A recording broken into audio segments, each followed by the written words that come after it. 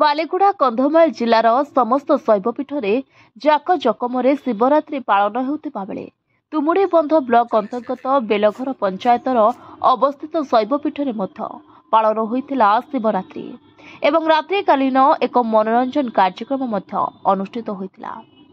शिवंको दर्शन एवं रातिरे यात्रा देखि सारिबा परे बेलघर पंचायतर कुसुमुंडा और आखपाख गाँवर 15 रु ऊर्ध्व शिशु वृद्धा वृद्ध महिला पुरुष एक ट्रैक्टर रे जागर यात्रा देखि जाइथिले। तेबे फेरिबा बेले भारसाम्य हराई ओलटी पड़िथिला ट्रैक्टरटी, जोंथिरे मृतक हेउछंती करुणा बेंधाणी सिकाकी गाँवर बोली जणा पड़िछे।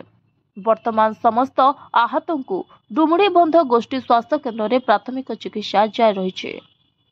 तेबे खबर पाई घटनास्थल में बेलघर ग्रामवासी एवं बेलघर पुलिस पहुंची ट्रैक्टर एवं मृतदेह को जबत करने सह आहतों बेलघर डाक्तरखाना भर्ती करथिले।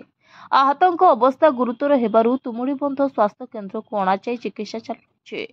एभଳି ट्रैक्टर विपद संकुल भावे जीवा आसिबा करिबा समय पुलिस काहेकि बारण करुनाहांती बोली प्रश्न करिसंती अंचल रे गत वर्ष मध्यरे एभଳି यात्रा देखि फेरुथिबा लोकमाने।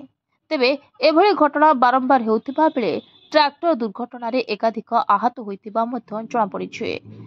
कंधमाल जिला बालीगुड़ा उपखंडरू रोहन कुमार नंदक report, voice of Odisha live.